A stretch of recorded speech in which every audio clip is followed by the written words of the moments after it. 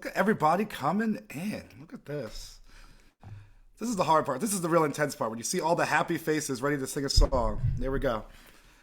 Hi, everybody. Welcome to the Daily Antidote of Song. I am hosting you this lovely Sunday afternoon, morning, whatever time it is, wherever you are. It's going to be a good one today. Let's say hi to all of our family and friends on Facebook Live. Hello. Thanks for joining us. Hope you're good. And now for the fun part.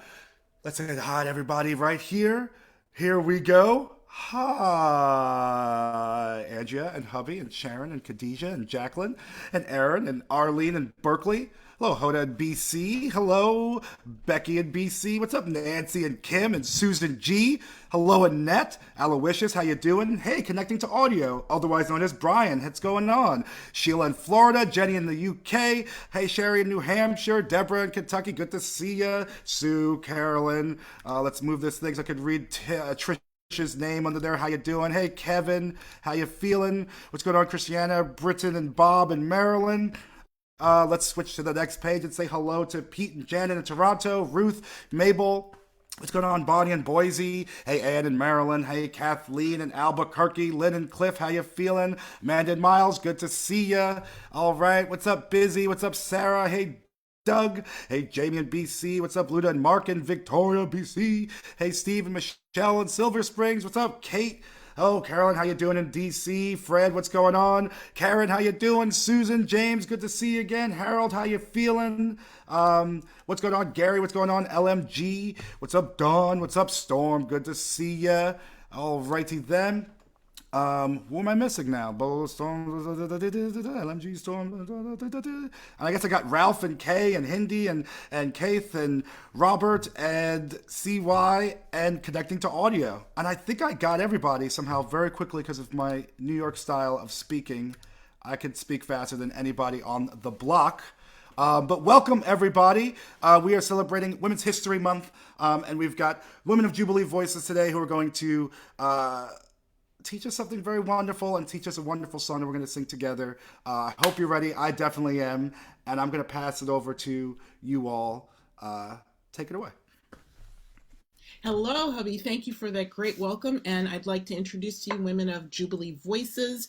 And the members with us today are Jackie Berry, Sharon Clark Napolitano, and Khadijah Ash. And we're going to sing a song for you called Do Lord Remember Me. And we're like, what does this have to do with Women's History Month? Well, I have a little story for you. We are singing this song in remembrance of some very important women in our lives.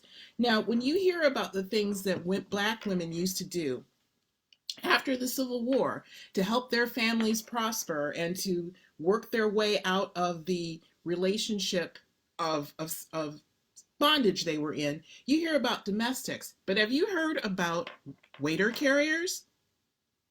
Waiter carriers were women who took the culinary skills that they had gained under enslavement and became entrepreneurs. Now, this is in Gordonstown, Virginia, where the trains ran through. And what they did was they literally built houses out of chicken legs. And I'm going to tell you how they did that. What they did was they built their own businesses in their kitchens and they made fried chicken. And Gordonstown, Virginia became the fried chicken capital of the world. And I will tell you why. They would box those chickens up with a little pie and some greens and some other things. And they would come in and take the boxes to the trains and sell them. And they would sell them standing out the trains to folk that were in the trains so they could have a nice lunch. And it got to be so popular that folks would route their train trips through Gordonstown to get chicken. And it's interesting, when people think of stereotypical things that Black people used to do, or be associated with, like fried chicken and watermelon, that was because folk were jealous of how prosperous the waiter carriers were becoming. They got so prosperous they could build houses and live lives on their own and establish families. And they did this so folks could go to school, their kids could go to school and get an education. So we're singing Do Lord Remember Me in honor of them. And if you have an opportunity to get some fried chicken, eat it in good health. And remember, the Scottish brought us fried chicken. It was enslaved African folk that spiced it up and made it what we like today. So the next time you eat some fried chicken, think of the waiter carriers in Gordonstown, Virginia. Do Lord remember me. So this is an easy song. I think many of you already know it. And can I see a show of hands in our gallery to see how many of you know this? All right. So what I'm going to do is ask Khadijah to sing the refrain a couple times so we can hear it in the right key so we can all sing it together. And then we'll take it from there. Okay?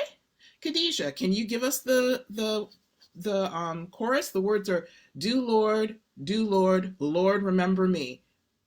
Real easy. Say it with me. Do Lord, Lord remember me. And the words change a little bit, and as you well know, in this tradition, you're going to sing along with us. Plus, you're going to have the lyrics in the chat. So let's hear the refrain. Khadijah, go ahead. Thank you, Andrea. Here we go. Do Lord, Lord remember me. Do Lord, Lord remember me. Do Lord, Lord remember me. Lord remember me. Got it? That was great. So we're going to do it for real now, right? Is everybody ready? So Khadijah, you start and let's let it rip, ladies. And then Sharon and is already ready. I'm already ready. So ready. I know. Ladies tend to be ready, don't we? Okay. Here we go. Do Lord, Lord remember me. Do Lord, Lord remember me. Do Lord, Lord remember me. Lord remember me. When I'm in trouble, Lord remember me. Oh, when I'm in trouble, Lord remember me. When I'm in trouble, Lord remember me. Oh, Lord remember me. When this world's on fire, Lord, remember me. When this world's on fire, Lord, remember me. When this world's on fire, Lord, remember me. Lord, remember me. I've got a home in Gloryland, outshines the sun. I've got a home in Gloryland that outshines the sun. I've got a home in Gloryland, outshines the sun, way beyond the blue. Oh, do Lord, Lord remember me. Oh, do Lord, Lord remember me. Do Lord, Lord remember me. Way beyond the blue. That was fantastic. Woo! What a great song. Oh, you guys sound so lovely. Thank you so much.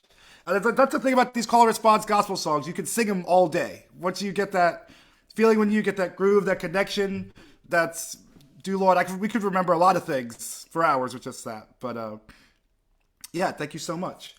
But yeah, I want to maybe talk more about what these women were doing, and what you were talking about at the beginning of the show, like the roots of the entrepreneurship, and also these the images that people had of women, black women, and fried chicken. Let's say maybe in that time and before or after. If anyone wants to expand on those kind of ideas. Sure. Now, I mentioned earlier that when we think of Black women striking out and doing things on their own to make a way, we hear the most about domestics, which is all well and fine. That happened in my family as well. We did what we had to do. And we took skills that we were forced to learn under enslavement and turned them around for our purposes. But another wonderful thing to think about is all the culinary contributions that our people gave to the American table. Fried chicken being one of them. Watermelon was another. One great crop to grow, and you should try growing this in your summer garden just for fun, is watermelon. It's a wonderful treat, very healthy. But what happened was Black folks were becoming so successful at growing watermelon that other people who were jealous and did not want folks to have this economic power made fun of it and made it negative. Yeah. And that's why it is so important for all of us, not just Black people, but all of us, to really look at our history and look hard at what Black women and men did to make a way for all of us to prosper. Not just Black folks, but all of us, especially Black folks, though, because of the legacy of enslavement. Now, there are other ways women use. We can't forget folks like Madame C.J. Walker, another person who took one of the byproducts of enslavement and turned it into, folks hadn't had a comb. They did not know how to manage their hair. So she helped them and paved the way for us to beautify ourselves and do some self-care and look at all the beautiful range of styles and head wraps we have today. That's all her legacy. The thing about the waiter carriers is they became too prosperous for their own good, so to speak. And again, they were legislated out of existence. But a wonderful book called Building Houses Out of Chicken Legs by Patricia Fordson, Psyche Fordson, is in the chat, and you can read up more about that and about the waiter carriers. And there was an NPR article about it. But I think of the many ways that what our folks did. I mean, folk took in sewing. Folk built something from nothing. And that's that same spirit of entrepreneurship, taking something that had been negative and turning it into a positive and making a business and money from it so you can help yourself and help your people. That's something that all of us can do in our own way. And that's why these ladies are such an inspiration. And to think that we did everything, I'm always today still learning. Black people made whiskey, Black people fished, Black people did ironwork, Black people sewed, they cleaned, they dredged swamps, they built railroad tracks. I mean, we just did everything. We built the freaking White House, for Christ's sakes. We had engineers, we had all this stuff going on under slavery. And I guess this time period that we're talking about with the waiter carriers is post-Civil War. So this is like during Reconstruction, and kind of, I guess, ends with the end of Reconstruction, which would be like 1865 to 1918. Come on, you can do math. 77-ish. So it's like this period of time where we have our first Black postmaster general. We have our first Black people in the government. We have our first Black universities start popping up. Black churches start taking hold. And at the end of Reconstruction, we start getting the roots of Jim Crow. And that starts shutting down and killing our progress. And as you're talking about our businesses, a lot of lynching and a lot of attacks against Black people were people trying to start their businesses. Places like Black Wall Street, where we were prospering, and that stuff gets shut down. And we were talking about also earlier before we started, Black people getting involved in movements to bring about change in the country. I think it was Khadijah, maybe you were talking about Black women being involved in early suffragette movements and voting and stuff like that. Would you want to talk a little bit about that?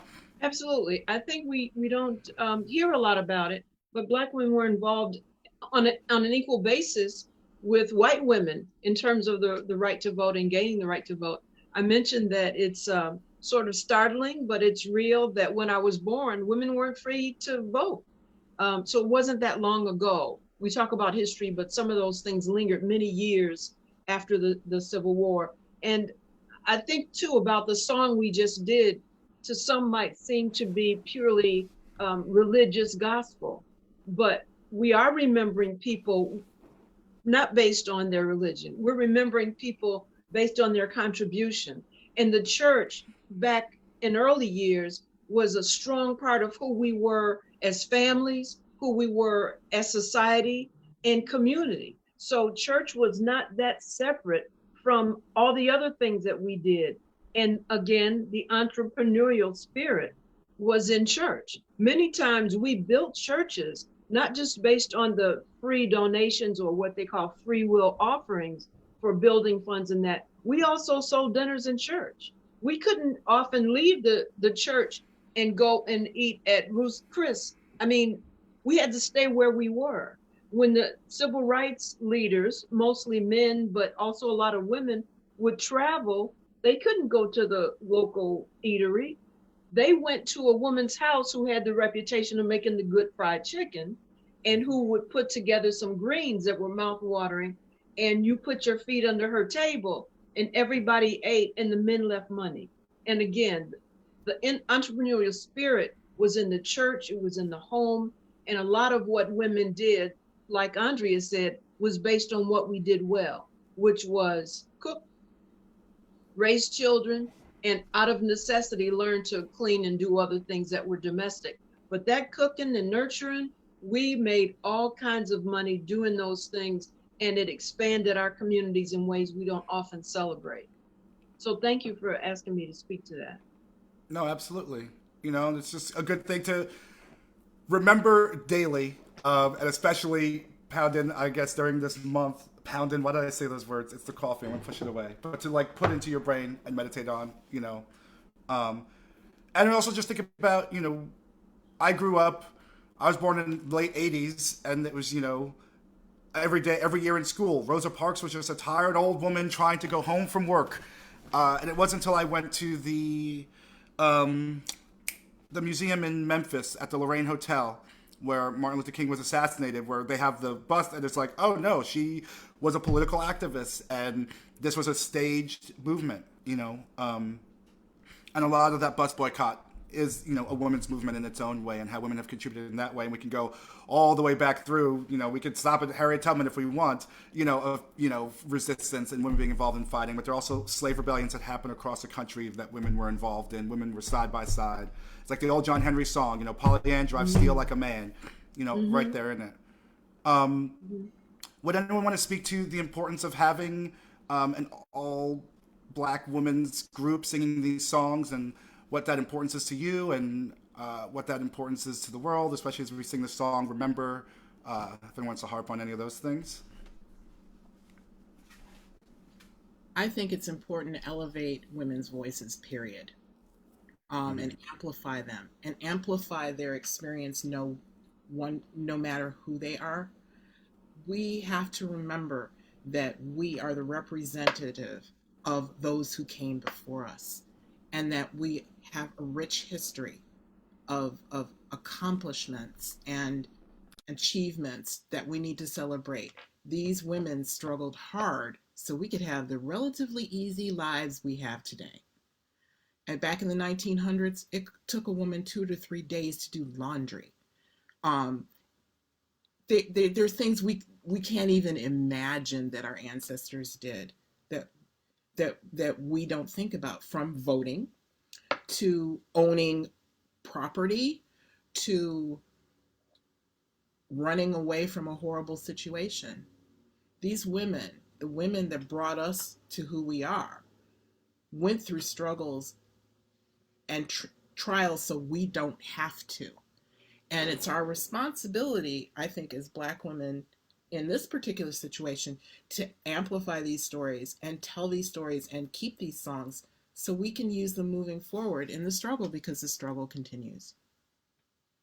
Try buying a car by yourself if you're a woman. You get reminded all the time that we're still not equal. But I think with Black women, we have a double whammy, and that's why sharing and talking and singing about these things is so important. And I'd like to turn this question over to anyone else on Jubilee Voices to talk about that.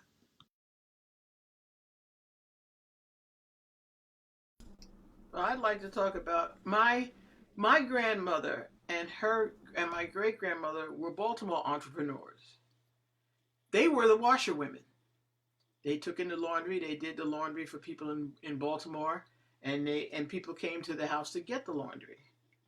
After later on, when my grandmother moved up to New York, she opened a little tea room by the what at the time was the L, the subway. Well, not a subway in New York, but it was the L, the elevated train. And she sold tea and little cakes. When you came off the subway in Harlem, you could get tea and little cakes at her little bakery. So different people over the years, they learned to do different things, and they helped their families to move on by the things that they did. So grandma did tea and cakes, and her daughter went on to be a teacher, and I went on to medical school. So it is women, women, women working to improve the lives of women.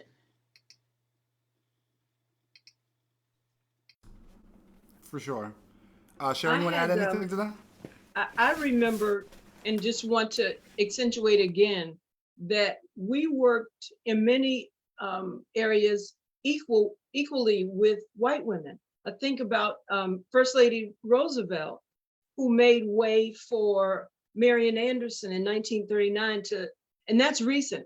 Again, that's not far history back to the Civil War, but in 1939, when we weren't allowed to sing in certain places or to go in the front door of certain places or sleep and stay in certain places. So when the First Lady found out that there was this prohibition against Marian Anderson singing at the DAR Hall, she made provision for her to sing on the steps of the Lincoln Monument. And again, that union of women, that connection, we strengthen each other along the way. And I really appreciated the irony of who she was, an entertainer of sorts, but an artist professional, and a politician or legislative wife kind of person. But as women, they were one. They were activists, and they saw the need, and they saw the gap, and they stood in it. And it was very courageous of the First Lady, but also of Marian Anderson to proceed with presenting her voice at the Lincoln Memorial. I think about that. Then in my own family, when you were talking, Dr. Jackie, about your family, my Aunt Blanche, who was my grandfather's sister, refused, like Rosa Parks, refused to move on the train from New York to Florida. When you got to the Mason-Dixon line, you had to get up and go to the black car. And she refused and was arrested. But she sued. The NAACP came in, like with Rosa Parks, represented her, and she won her suit for an unlawful detainment. And she won an amount of money that really was a big amount of money at that time, and over $100,000 in our money now, which allowed her to support the church, which we always gave our tithe. And she was able to buy the first organ in our family's church that was in Orange County, Florida, back in 1926. So there was resistance, there was entrepreneurship, and there's all these little women that we have to remember to inspire, encourage, and strengthen us, that we are who we are in great part because of them, and we can do what we do and be who we be because our history is so rich. Do you get the feeling I like being a woman? I think you love it. Sharon, do you want to add anything before we start wrapping up and thinking about getting back to our song again? Well, I don't have much, but I just want to say my grandmother, I remember hearing stories that she had to wash laundry for white folks in her home, and that was her way of providing for her family. And I guess from that, my mother was able to go to school to become a licensed practical nurse. And then kind of from that, my mother, I was able to go to college. And it's just, strong women throughout, strong women just making life the only way they knew how, only way they were allowed. Yeah. And that's, yeah, I really appreciate you guys sharing all those stories and to think about, what we were talking about earlier about, like, you say, oh, they were a washer person, or they were just a domestic or just a cook, that just is like something that was invented not by us. Even when I was a kid, my great aunt cleaned for white folks her whole life. Like, I had an aunt who did it too. And I remember one time I got snobby about it as a kid. My mom said, no, we don't do that. There's no dishonor in someone working to support them and their people. And so just want to put that on there too, like, those honor for all those women. I think we should sing the song again now that we have these stories and that history. We can meditate on what we've been talking about. Before we jump into it, let me and everybody else know what you guys got coming up. And then, yeah, maybe give everybody that key again and we'll jump into it. Actually, just for your calendars, next week at 1 p.m., Jubilee Voices in full, all of us, will be celebrating the 200th birthday of Harriet Tubman near her birthplace. That'll be located on the Eastern Shore at the Underground Railroad State Park and Visitor Center. And that will be at 1 o'clock. They have a wonderful program laid out to celebrate the daughter of Dorchester's birthday. All day on a Saturday and Sunday, and we will be there Saturday at 1 o'clock. But please come and spend the day. And the visitor center is beautiful, and maybe you can trip over to Cambridge and see even more of Harriet's story there. All this information is on revelsdc.org, and also the Jubilee Voices recording for Black History Month for the Office of Historic Alexandria is available on their site, alexandriava.gov/historic. So thank you, everyone. And yes, let's get back into it. Are you ready, Khadijah? Yes, ma'am. Yes, ma'am. Let's have Absolutely. With our hearts filled with memories and with a day ahead of us that can be still reminiscent of all the greatness that has preceded us, let us sing. Do Lord, Lord, remember me. Do Lord, Lord, remember me. Do Lord, Lord, remember me. Lord, remember me. When I'm in trouble, Lord, remember me. Oh, when I'm in trouble, Lord, remember me. When I'm in trouble, Lord, remember me. Oh, Lord, remember me. When this world's on fire, Lord, remember me. When this world's on fire, Lord, remember me. When this world's on fire, Lord, remember me. Lord, remember me. Oh, I've got home in Gloryland. Outshines the sun. I've got a home in Gloryland that outshines the sun. I've got a home in Gloryland that outshines the sun. Way beyond the blue. Do Lord, Lord, remember me. Oh, do Lord, Lord, remember me. Do Lord, Lord, remember me. Way beyond the blue.